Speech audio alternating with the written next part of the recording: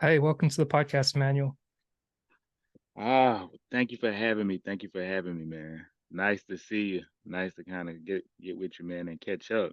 Likewise, it's funny you're talking about me going all over the place. It seems like I had to move further away from you across the state just to be able to reconnect over Zoom. Right, right, right. You have like I said, like man, you every time I talk to you, like checking up on you, I'll be like, oh, you're here now. Now you're here now. Even today, like you're here now, right? Yeah. Um, man, I'm somewhere different now. Mm. I'm in Charleston, South Carolina. Oh, nice. Um, I was promoted during the pandemic 2 years ago, and it probably the most difficult thing I have ever done in my life, Mm. um, because it was just me and my wife and my kids, and it was good that we could just rely on one another, Mhm. um, but it was very, very difficult. But I've grown so much. Um, and I really starting to find my ground on who I am and what are my next steps, right? Um, That's what's up. you, yeah, I'm a team manager at T-Mobile, Mm. um, but as I explained to my wife, like I'm not free, right? I'm not free, What do you mean? and um, ET talk about it all the time, right? I don't have the freedom to, you know, say let's go to Puerto Rico Mm. or let's go here or let's go there. Even though I have people that work for me now, I still don't have that freedom. Mm. So now I'm in a space of working my way out of the company, right? Have a plan in place now and working my way out of the company and so I can be free. And really be able to enjoy my kids, enjoy my wife. I knew it was time when I started going to work this past year, and I always miss my wife, Mhm. but I was like, dang, I miss my wife. Like I should be with her doing this, making, trying to make money doing this, Mhm. but I'm in here, right? So I knew that was time. But a lot of that came from, man, like me really getting my life with God. Like that's what it started. I started with, right? Mm. Getting delivered, and really tapping into who I was, and getting into the right leadership group as far as church. Yeah. My pastors, Chris Washington and Sharman Washington, they have really like transformed like my life, and my wife's life and my kids' life, to now we are in a space where things are starting to mature to where I can start preparing and get out of the company. And Mm. I never seen it. I Yeah. never felt like it could happen.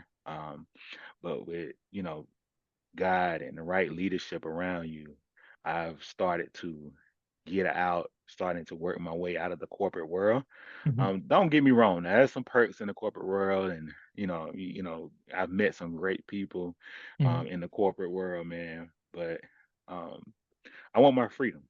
I want Yeah. my freedom. I want to get out here and really, be able to touch people and like help change people's lives and really pour into people. Like I have the ability to do that now because the people I have work for me, but I want to be able to do it on my terms, on my time, Yeah. not on somebody else's time, and not with all these restrictions, right? Because I can't talk about God or the Bible in case they bring it up, and then Mhm. I have freedom, right? Right. So if I own my own business, though, I can, when you come in, I'm able to minister to you. That's what's up. Man, for anyone who doesn't know you, who do you say you are? First, a man of God, um, and second, I'm a husband. Mm. Third, I'm a dad, and fifth, I'm a kingdom worker, right? I serve the community as much as I can. I try to help and do everything I can within the community to try to make sure that I'm a vessel of like touching other people and freeing other people up. Like I Mm. think that's how biggest job, man, is like freeing other people up. Like even though we laugh about being, here, here, here, here, you're free. You Yeah. know, you're free, right? And that's where I'm trying to be, right? Yeah. Free. And that's who I am. Yeah. I mean, to your point, freedom's definitely one of those things where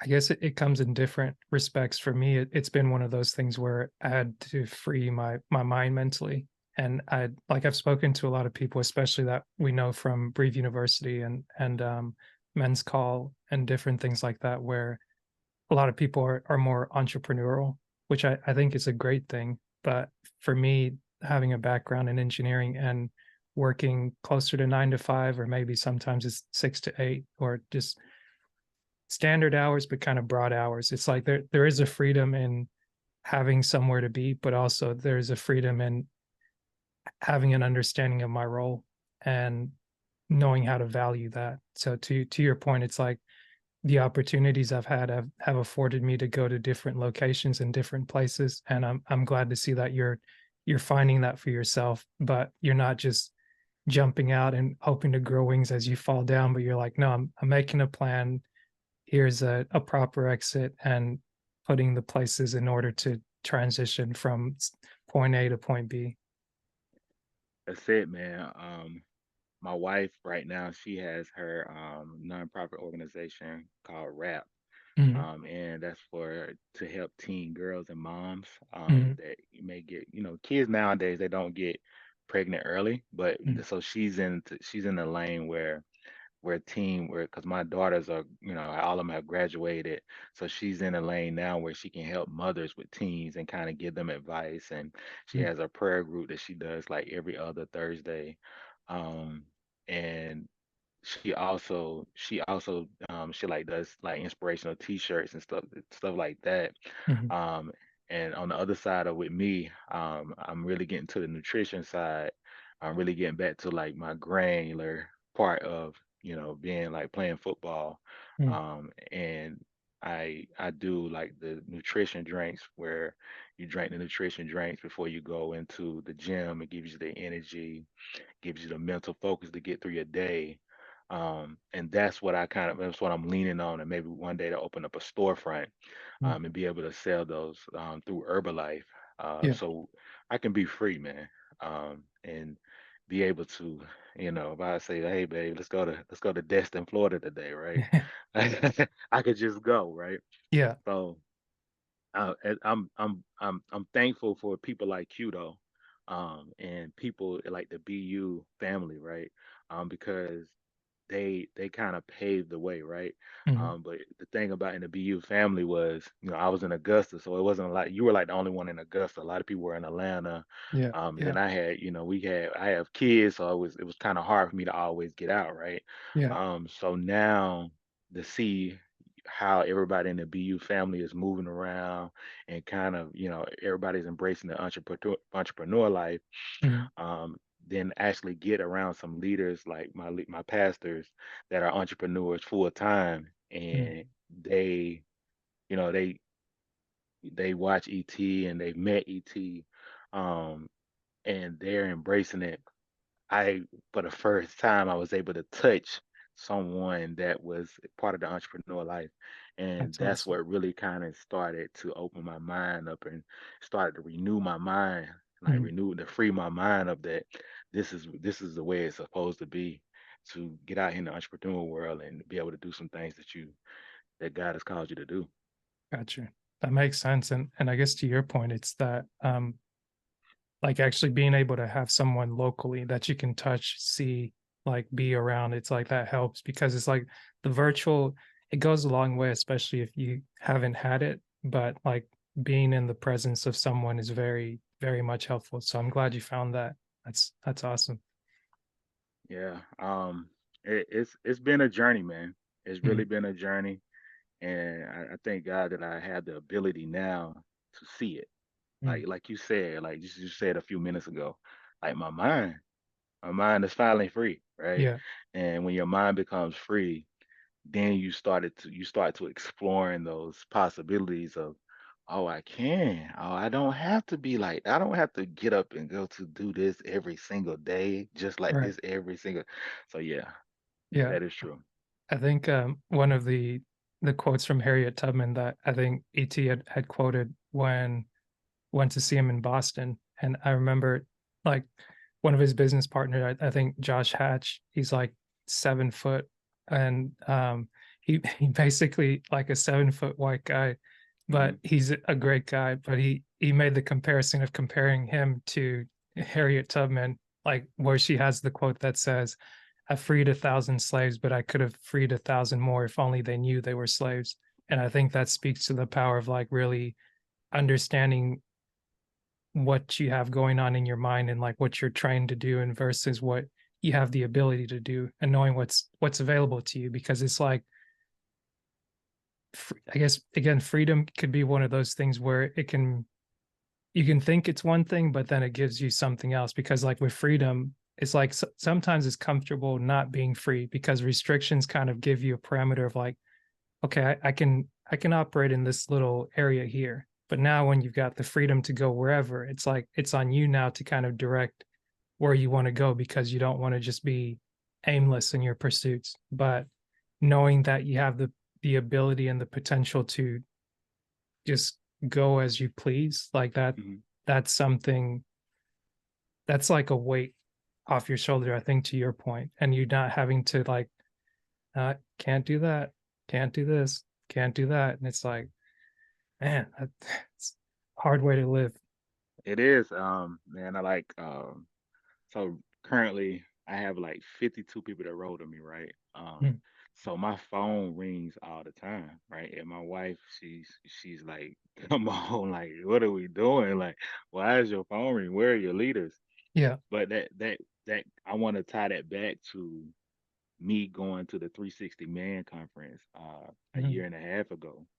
Um, it was some things as a man that I had to clean up, right? mhm, That I had to own up to, and I had to kind of double down and say, "Hey, man, it's time to get your life right with God, and it's time for you to lead the right way." And ET said some things in that conference that really ignited something in me, and when he ignited the fire, mhm, I was able to get around my leaders that I'm around now and be open to it, like, and be mhm, open to the change, be open to being not like the world, but being of God and being different, right? Because I mhm. think a lot of the times as a black man, we sometimes fall to the culture, right? Yeah. We fall to, you know, the music that we listen to. We fall to um we fall to a lot of the, well, my cousin did this and this is just who I am. Yeah. It made me really get into my mind and say, no, I have the ability to be different and break these curses on my bloodline and free my kids up. Mm. So that conference, man, it was kind of like the igniter because that was my first conference. Like I don't did a lot of virtuals, Right. but I could because I have so many kids, I Man. could never get on a plane, right? Right. But I You was picked the able to right get one. the You picked Atlanta the right one. one. Yeah. Yeah, the Atlanta one, man. And my wife was there with me. And I remember sitting there and watching, like, my wife can tell that it was like that comfort was changing me. And I look over at her and I can see her crying because she knew, like, okay, something's about to shake, Yeah. right? He's about to shift.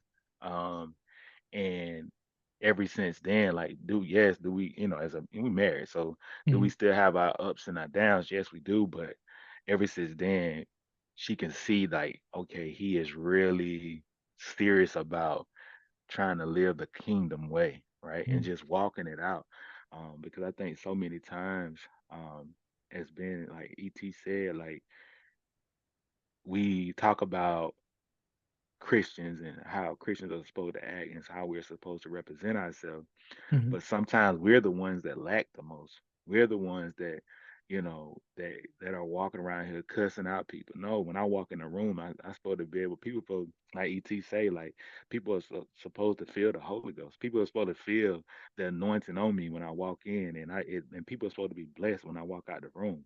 Mm, And to get into that role, man, is will I say it's a lot of work to get into that space and to stay in that space. It is, but it's so much it's free, mm. freedom. It's so much freedom on this side. Like I Yeah, don't have, it's I don't stay up all night worrying and stressing anymore. Like because I know God is the head of my life, and I lay in that, and I really mm, like submit myself into that. yeah.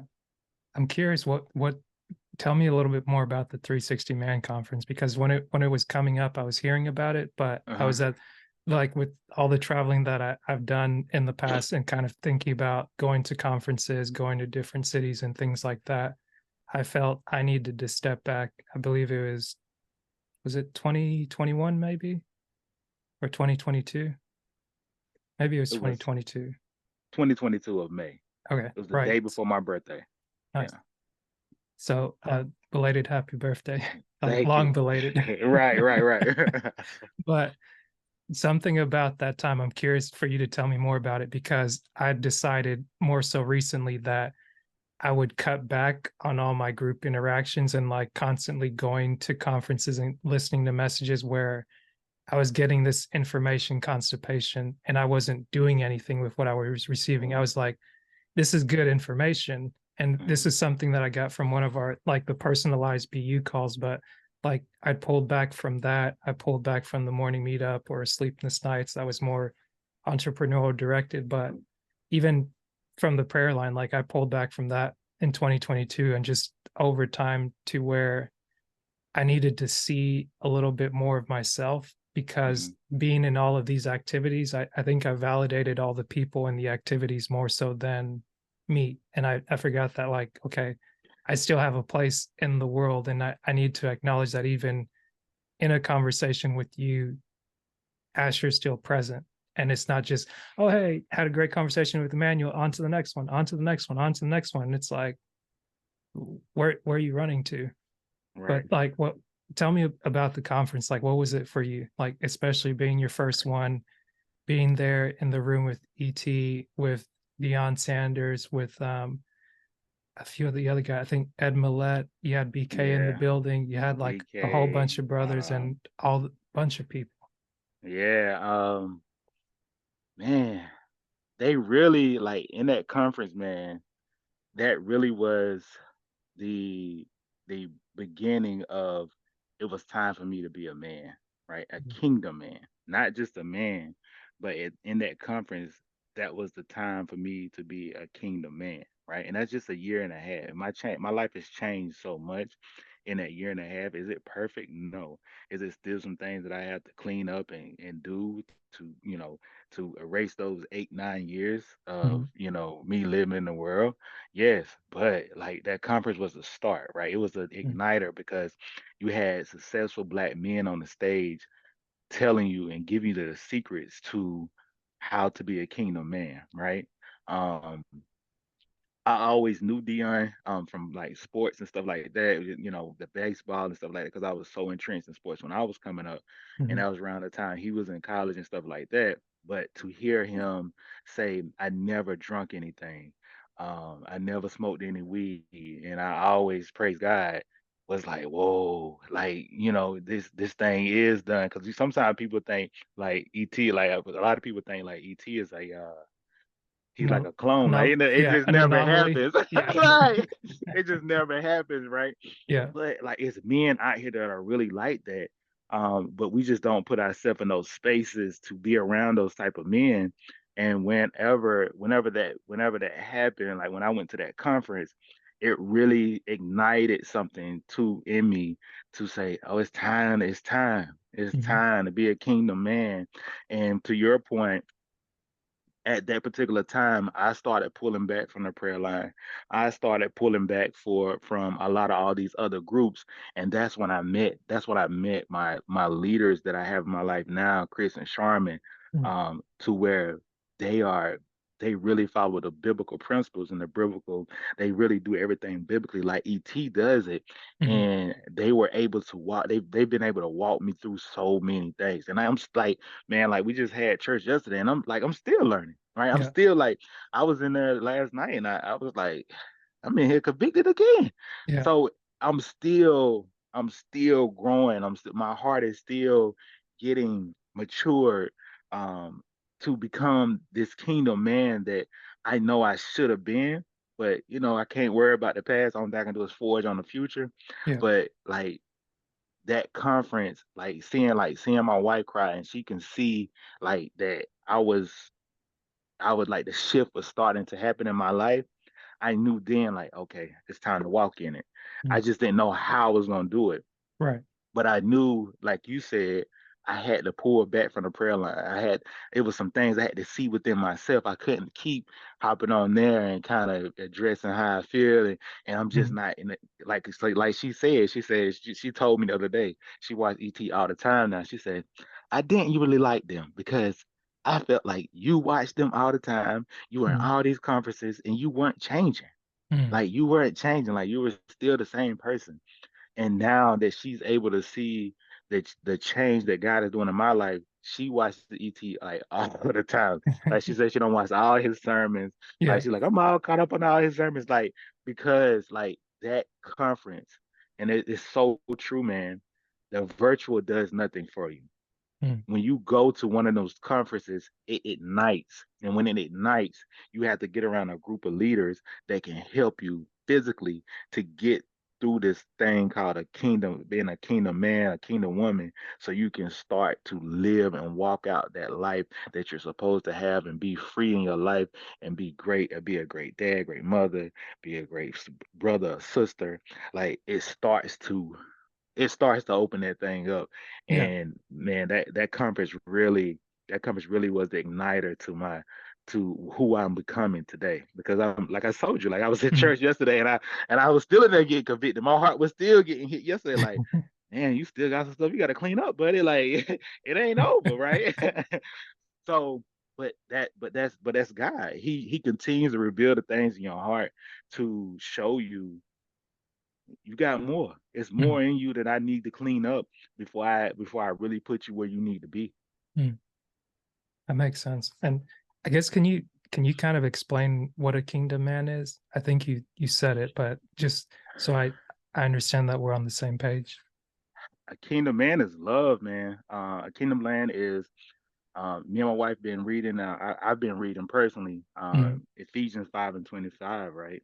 Mhm. And like headship, right? Being like having the headship of in a family, like leading your wife and your family. It's not being a dictator. It's not being telling them what to do. But a 525 husband is he outserves his wife, right? He really like the stuff that ET does, like the washing the dishes, Mhm. the ironing the clothes, the cooking, like that stuff. That's what a kingdom man is. A kingdom man really outserves his wife, and Mhm. what he does is also he loves his kids, but he also has the structure to discipline his kids with love and be Mhm. able to lead them in the right way. And if I'd have had this if I'd have had this 25 years ago and been following the kingdom structure 25 years ago, I'd be 25 steps ahead now. I would Yeah. I, I would have been out of the business, right? Yeah. But I fell into the world and the culture, and I got behind. And Mhm. and that glory be to God that I'm in a space now where I'm starting to get traction. I'm starting to get it's moving, right? God is Yeah. moving me, but I also have to understand God is not going to put me somewhere until he feels like I'm ready. So I have to be a great steward. I have to be a great husband. I have to be a great dad in order for him to put me where he needs me to be, because he has to be for sure that when he puts me where I need to be, that I'm gonna handle it with care, because at the end of the day, his name on me. Mm. That's true. You really got his name on you. Right. Right. Uh, but to your point, I think that that's a great explanation because it's like being a person of service is I think it's what's the thing? It says it's more blessed to give than to receive. But on the flip side of that, it's like when someone gives you something like a compliment, you have to be willing to receive that and not try to be bashful and like, oh no, stop, stop. It's like, no, like if you're blocking someone else's blessings, you're not allowing them to give to you.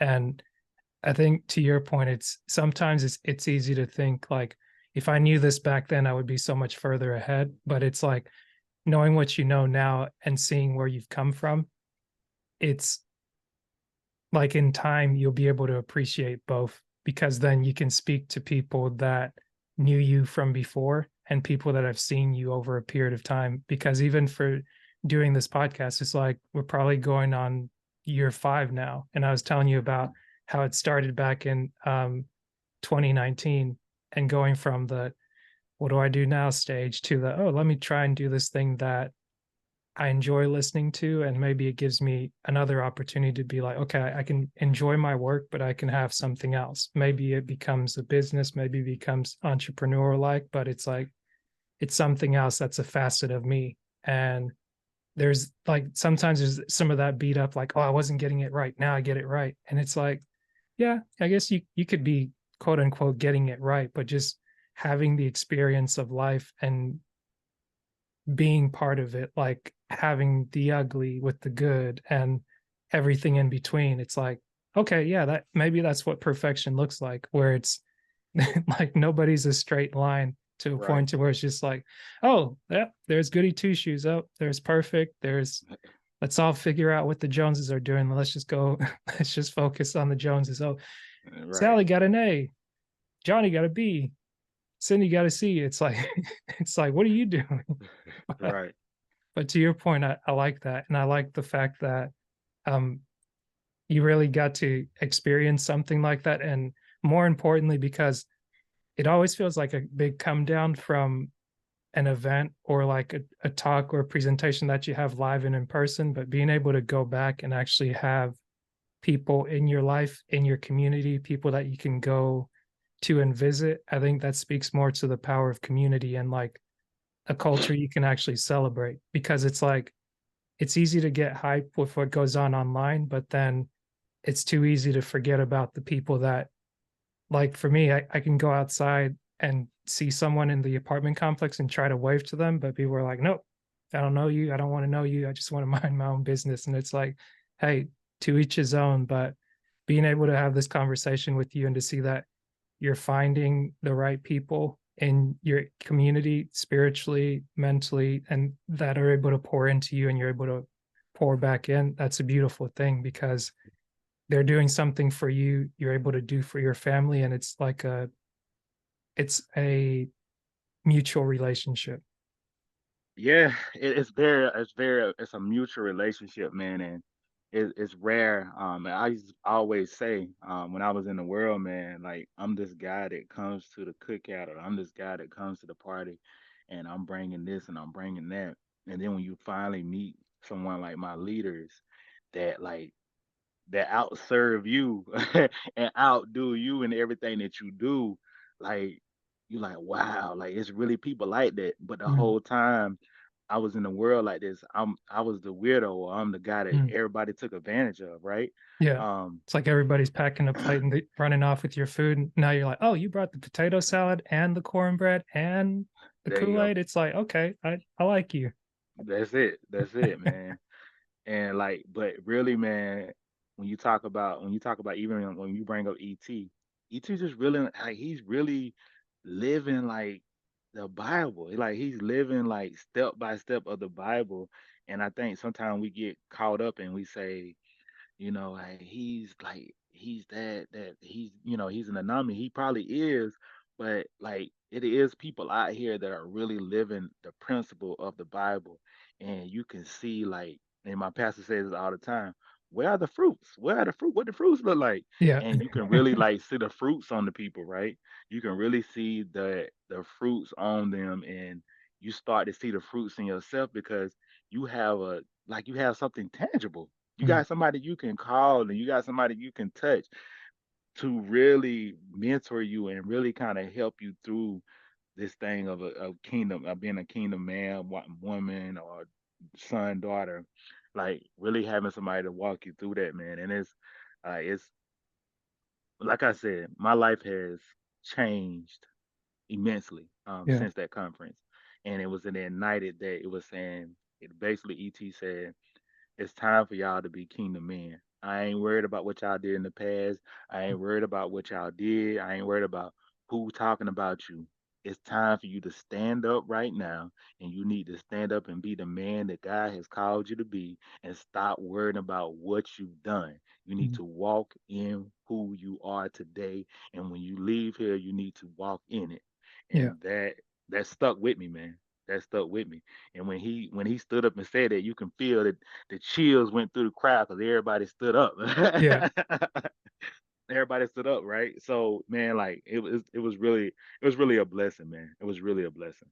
That's awesome. And I think to your point of understanding the Bible or understanding faith for that matter, it's relearning or unlearning some things because for me it's like growing up as a preacher's kid and maybe I'm sure there's a lot of things I misunderstood, but Mhm, learning how to do something the right way rather than like learning how to do something in trying to avoid punishment and trying to avoid like compulsion where it's like if you don't do this, here's the whooping that's coming, or here's this, like you do this or you get that. Like here's the mhm, consequence, cause and action. But like actually having an invitation, so to speak, like you said with ET, and understanding for me, I've gone through this podcast called BMA, mhm, and it's a gentleman that I think grew up Christian, kind of took on the Jewish faith, but he's trying to strike the balance of explaining the Bible from the perspective in which it was written by Eastern people to an Eastern audience, but saying, okay, we see the things in the West like this. Here's how they see things in the East. And being able to have a different perspective gives you more to the story to where it's not a constant, is the Bible a science book? Is it a literal interpretation? Is it figurative? Is this like what do all these weird things mean? Like why are there talking snakes? Like why would they do this? Why would they do that? It's like it's not a bad thing to ask questions. You're actually encouraged to ask questions when you're learning. And like you're saying, being in the environment where you're at, being with people that are serving, that are growing, that are able to share something to open up your mind is something where it's like, oh, okay, so I don't have to rush to be an adult, to just grow up, to just be like, okay, I know it all. I know this. So long as I can stand on my square, I'm a competent man. mhm. I can be this. Like, if anybody comes and questions me about this and I can't answer it, they're all going to find out about me. The imposter syndrome's coming true. They Right. know they know I've been lying. And it's like they're going to find me out. They're going to find me out. But it's like being able to do away with that.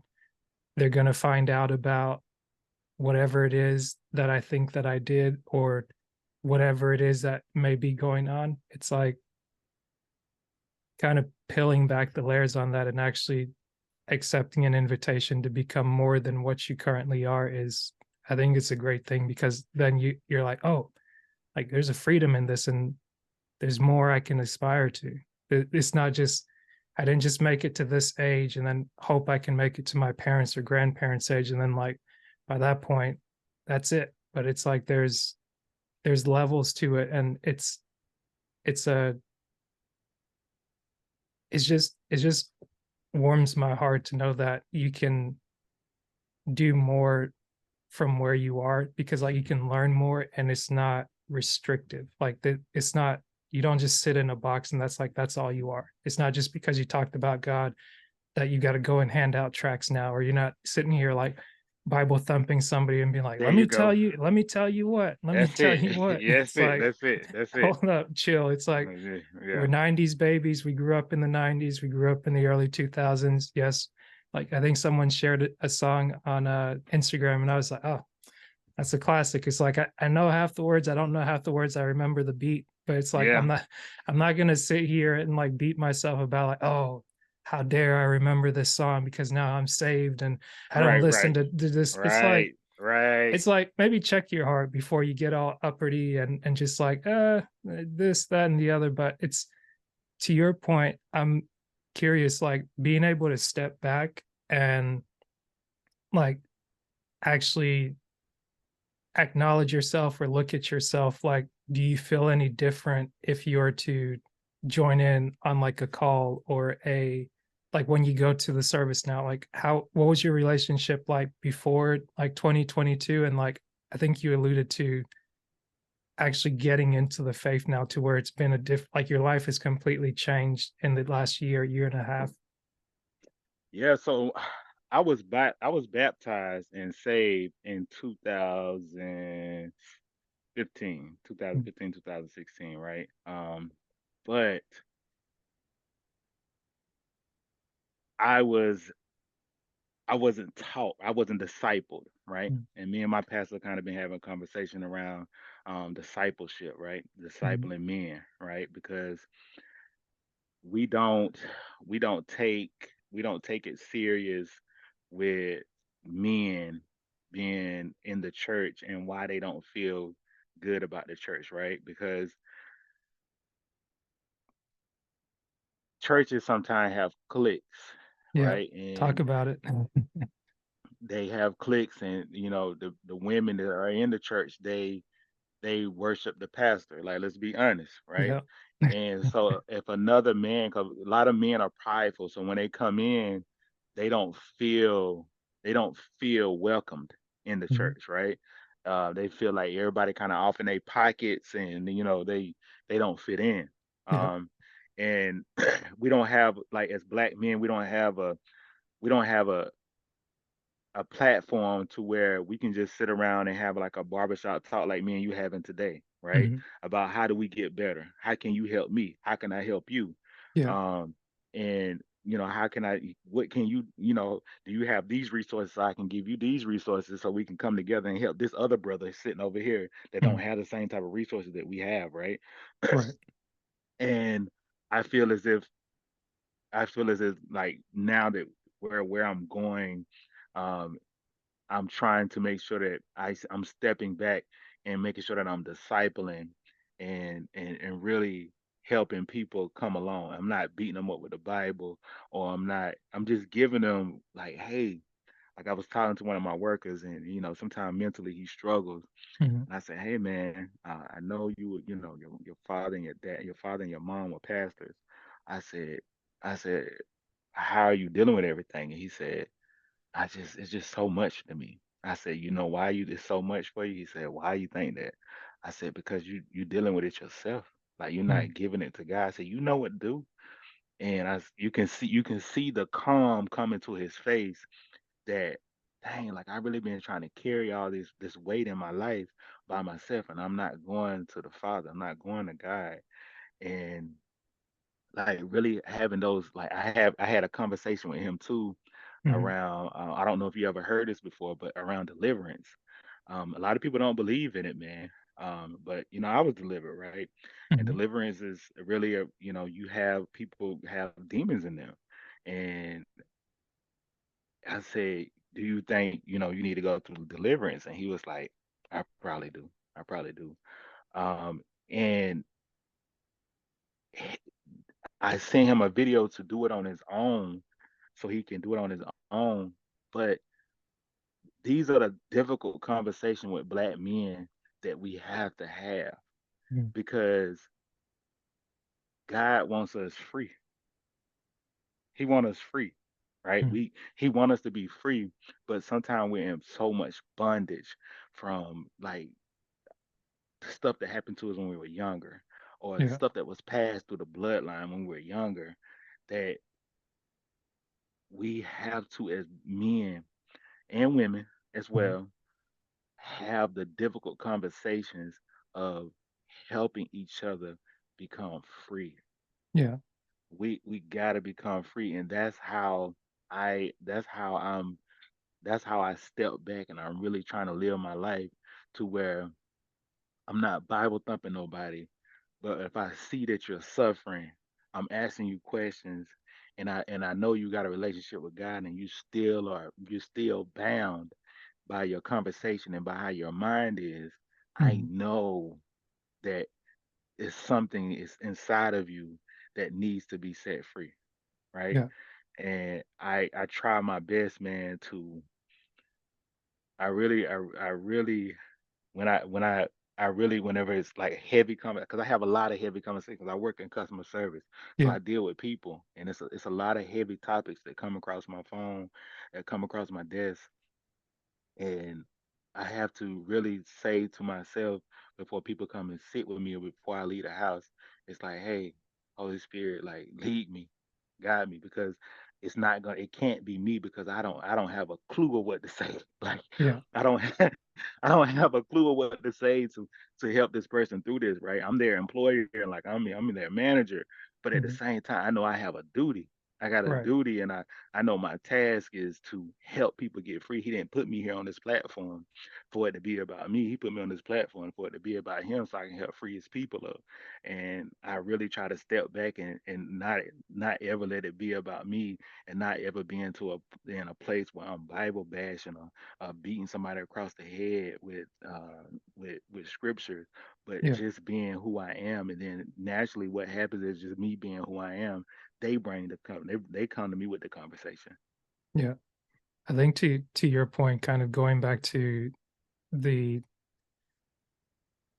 the subject of headship, I think when you speak, you shouldn't be ashamed to address men because it's like you and I are men and we're speaking to each other. It's never meant to exclude women because I don't think anyone generally feels that, but I think there's a malnourishment of men where it's like you're kind of left off in the background to where it's like, okay, and the women and kids, women and kids, women and kids. It's like, okay, like the women and kids will be taken care of, but I think the men need to be addressed because they've been kind of left by the wayside, ignored, and just been like, oh, you'll figure it out. You're a man.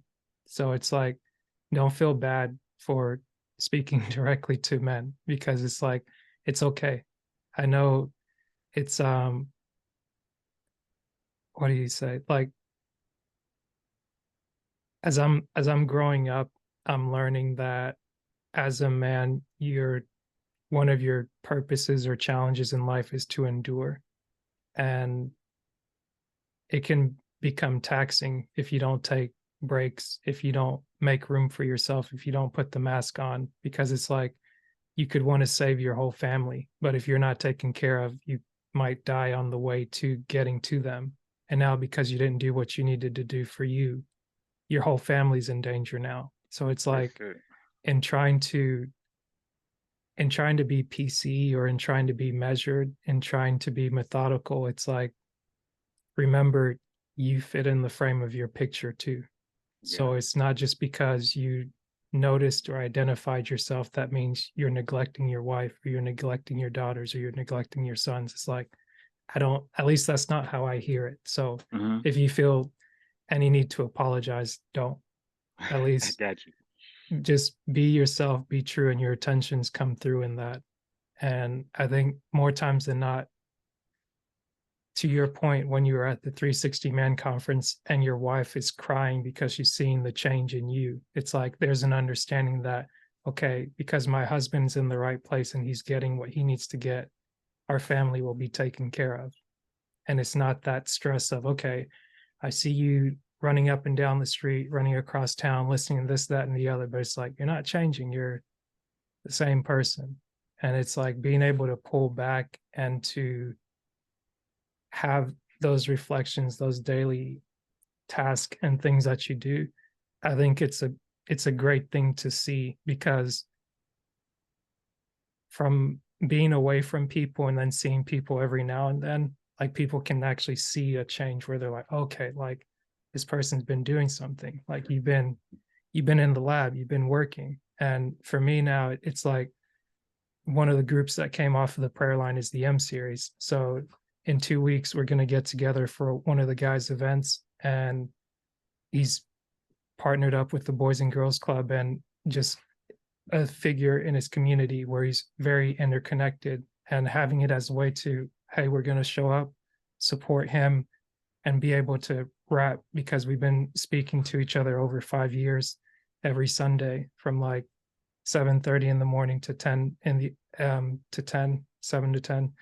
But seeing things like that, it's like I can show up now because I was able to pull back and pour into myself. And then come November, when the Prayer Wars Global Retreat comes up, that first weekend of November, Mhm. I'm excited to go there and to maybe pour into someone, but also to just be like, okay, get away on the Tennessee mountains for 3 to 4 days and just chill, like breathe, be present and be here, not like I gotta deliver somebody. I gotta do. It's like no, I get a chance to be here. I don't have a wife, kids, things like that, but I do have a mother, a father, siblings, brothers, sisters, nieces, nephews, uncles, aunts, and they still count on me, I would think, but I don't I've kind of taken away that pressure of being like, oh, I've got to do this because it's like,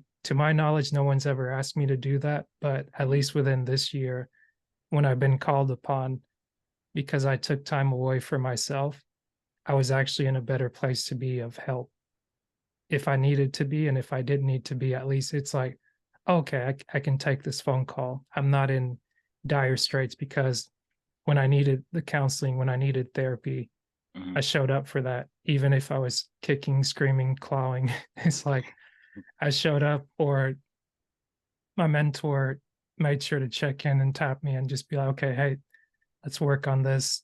How are we doing here? How are we doing there? It's like, and also other times I would tap in and say, okay, here I'm actually reaching out to give good news. I'm not just reaching out to say I'm struggling. Right. There you Life go. sucks. It's like, oh my God, Yeah. I don't Yeah. know if I'm gonna Yeah. make it through the week. It's like, hey, I got good news. Like, let me lead with this before I Yeah. get to like, well, this other thing came up. It's like, no, but yeah, I just wanted to commend you on that and to say I see you making the changes, and I think you're doing very well. Don't apologize for identifying yourself. Hey man, I really like to see because I remember talking to you in Augusta, and to see like you even on a podcast, that like because I know you've always been like this guy that's like I'm in the background, no no way. But that lets me know that there is a place for me to be, right? It is Yeah, a place for me to step out here and be in and be able to like mentorship and show that headship out here to help other men to prosper, man. And you like seeing how much you've grown since I've talked to you back in when you were in Augusta, man. You've grown a lot. You've grown a lot, and because I know like the fabric of you when I was talking to you, like, and we could never get up because of kids and work, mm, but it was like you are now you're embracing it, and the biggest thing I'm hearing from you now, Asher, is like you free. yeah. Like you're you like you're really, really free, man. Like you're free and you really are like grown. You've grown and you're continue to grow and like you're like, okay, let's what's next? What's next? Like, oh yeah, I can pick up this line because I'm not attached to these people. Like, so I got time to kind of like mentor and pour into you. So like I really man, I your growth is like you've grown a lot. You've grown a lot, man, and you can Thank you. tell you're walking in your authentic you. Thank you. That means a lot. And just for me to say thank you is also a part of growth, where it's been like I was telling you before, instead of trying to be like, oh no, it's nothing, like instead of trying to downplay it, Right. I'm learning to receive it and to allow you to give what you're giving me, to say thank you. You welcome, man. Like I you are the model to say you like because to Don't be an overdo it engineer. now. Don't overdo No, it. no, I'm honestly, just man. kidding. I'm kidding. I'm But like kidding. to be an engineer, man, and to say, I went to school for this, and I'm in this nuclear plant, and that really ain't it's too stressful for me, and I really want to go in another lane and actually walk in it and have your head up walking in it and really trusting in God and walking in who you are. It speaks volumes. It does. It does. Appreciate that. Well, let me um I got to cut it short a little bit, but let me get you out of here with this question. As the year's wrapping up for you, what's something you're looking forward to? Ah, man. This year, we're closing now that we're closing out, man. Me and my wife are trying to uh buy some land and like get a garden started, and we're trying to do some things to where we have the ability to help the community, because I know, you're pretty sure you see the news and you see all the things that are going on in the supermarkets and stuff like that. There's gonna be a time where like people that have farms and things of that nature, we're really, it's gonna be a need for that, Mm, and we're really trying to get into a space to where we're able to provide and help our community and try to give back to the community so that they have somebody that can give to them that don't have anything attached to it, mm. to have a hidden agenda behind it. So That's that's what's up. some of the things that we're working on closing out this year, man. So let me find out 2024 you out there farming and providing people with meals and everything else. Most definitely, man.